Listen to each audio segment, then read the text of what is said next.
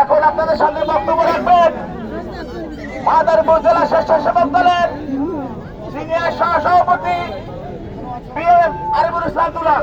এখন আপনাদের সামনে বক্তব্য রাখবেন বিএম আরিফুল ইসলাম দুলাল।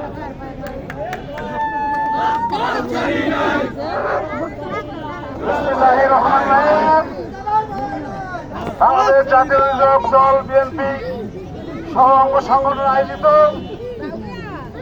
আমরা আজকে মাদারীপুর 2 আসনের সাবেক মনোনীত প্রার্থী বাবু মিল্টন বৈদ্যের জন্য মাদারীপুরের 15টি ইউনিয়নের রাজল মাদারীপুর সহ আজকে যে যারা ঘর থেকে বের হয়ে এসেছেন তাদের সবাইকে জানাই আমি আমার ব্যক্তিগত পক্ষ থেকে এবং বাংলাদেশ জাতীয়তাবাদী স্বেচ্ছাসেবক দলের পক্ষ থেকে সংগ্রামী শুভেচ্ছা অভিনন্দন। সংগ্রামী ভাইয়েরা, আগামী 26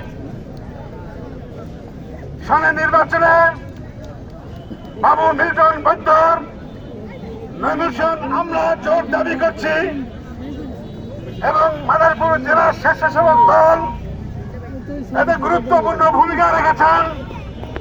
সংগ্রামী ভাইয়েরা, যদি মিল্টন বৈদ্যর নমিনেশনের দিক এরফের হয় তাহলে মাদারীপুরে যে কি হবে তা মাদারীপুরে আমরা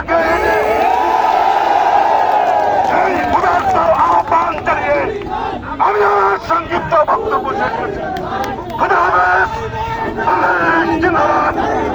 রাষ্ট্রপতি জিয়াউর রহমান অমর বেগম খালেদা জিন্দাবাদ। সবাইকে ধন্যবাদ।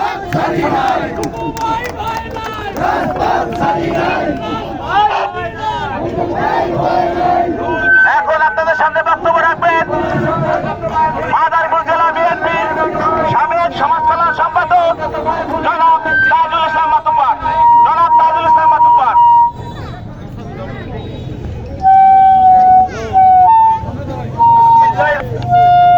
উপস্থিত আজকের সম্মানিত বন্ধুরা, মানবপূর্ণ, আপনারা নিশ্চয়ই অবগত আছেন 2018 সালের নির্বাচনের কথা, 14 সালের নির্বাচনের কথা, 24 সালের নির্বাচনের কথা স্মরণ করিয়ে দিলাম। ভোট দিতে পারেননি, বাংলাদেশের গণতন্ত্রের রাজনায়ক তারেক রহমানের নির্দেশে আমরা 15টি বছর রাজপথে থেকে আপনাদের জন্য ভোটের অধিকার আদায় করেছি। সংগ্রামী ভাইরা, আমরা আজকে বলতে চাই মাদারীপুরের যারা 18 সালে নির্বাচন করতে চাইনি আজ মাঠে দেখছি। সাধারণ খানের বিরুদ্ধে নির্বাচন করবে না এই বলে তারা অসুখের ভান ধরে ঘরের ভিতরে বসেছিল। আজ তারা কি করেছে? তারা নিয়ে মাঠে নেমেছে, নির্বাচন করবে। এটা হতে দেওয়া যায় না। আপনারা প্রস্তুত থাকুন। মাদারীপুরে যদি নমিনেশন আমরা কেন্দ্রে বলবো, এখানে সাংবাদিক ভাই আছেন, বিএসপি আছেন, বিজেপি আছেন, আপনাদের মাধ্যমে আমরা জানিয়ে দিতে চাই মাদারীপুরের মাটি মিল্টন বৈদ্যের ঘাঁটি। জানার শেষে ভোট দিবেন এই বলে আমার সংক্ষিপ্ত বক্তব্য শেষ করছি। আল্লাহ হাফেজ। জিন্দাবাদ তারেক জিয়া, জিন্দাবাদ বেগম খালেদা জিয়া, জিন্দাবাদ শহীদ জিয়া অমর হক। ধন্যবাদ সবাইকে।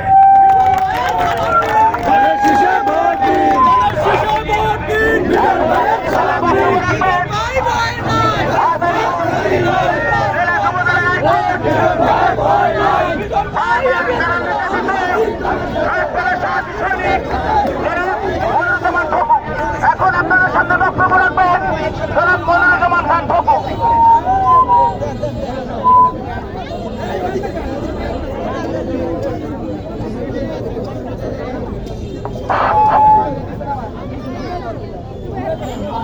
বিসমিল্লাহির রহমানির রহিম। প্রিয় নেতৃবৃন্দ, জনাব মিল্টন বৈদ্যর নমিনেশনের দাবিতে আপনারা এতক্ষণ যে বিক্ষোভ মিছিলটি করলেন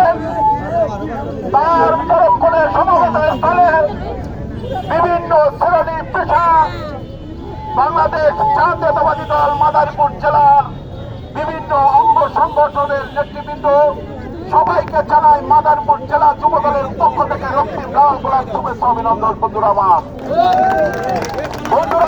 আমার, আমরা 17 বছর এই ব্রিটিশের বিরুদ্ধে আন্দোলন সংগ্রাম করেছি। তখন দেখেছি এক নেতা ঢাকায় রাজকীয় জীবনযাপন করছে, তাকে কোনো ব্যাপারে স্মরণ করলে সে বলতো মাদারপুরের ব্যাপারে আমি কিছু জানি না, মাদারপুরের ব্যাপারে আমার কোনো ইন্টারেস্ট নাই। আর এক নেতা আওয়ামী লীগের বি টিম হিসেবে মাদারীপুরে কাজ করেছে। বন্ধুরা আমার, ছোট্ট একটি ঘটনা বলতে চাই। 2015 সারা বাংলাদেশে অবরোধ, আমাদের মা তুল্য দেশনেত্রী বেগম খালেদা জিয়া বাড়িতে গৃহবন্দী। ওই অবস্থায় অবরোধ চলছে, রাত্র 2টার সময় অতিসাম জিয়াল মসজিদ সহ পুলিশ পিকআপ চেয়ে আমাকে ধরে আনলো। আমি থানায় এসে আমাদের ওই সময়ের বিএনপির কান্ডারি হিসাবে পরিচিত তাকে দেখতে পেলাম থানায়।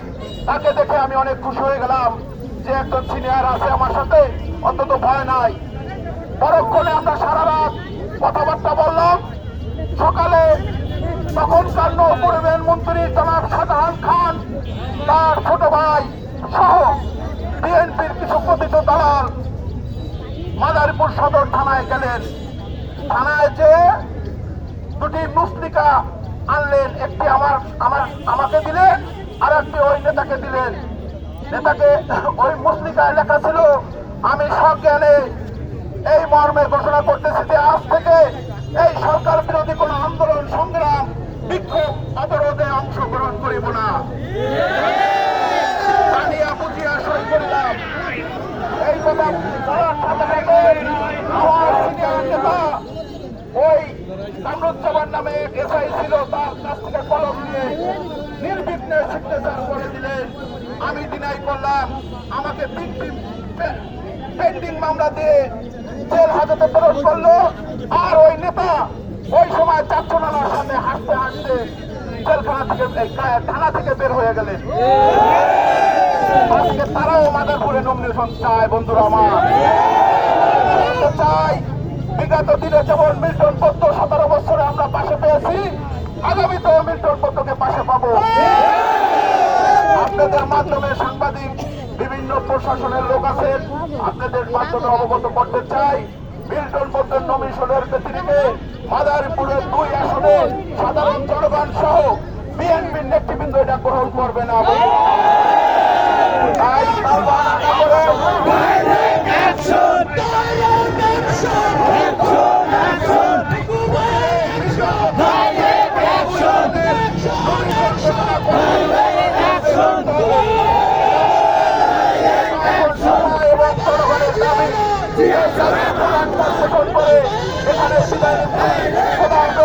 বাংলাদেশ জিন্দাবাদ, শহীদ জিয়া অমর হোক, খালেদা জিয়া জিন্দাবাদ, আগামীর রাষ্ট্রনায়ক জনাব তারেক রহমান জিন্দাবাদ। সকলকে উপস্থিত থাকার জন্য ধন্যবাদ।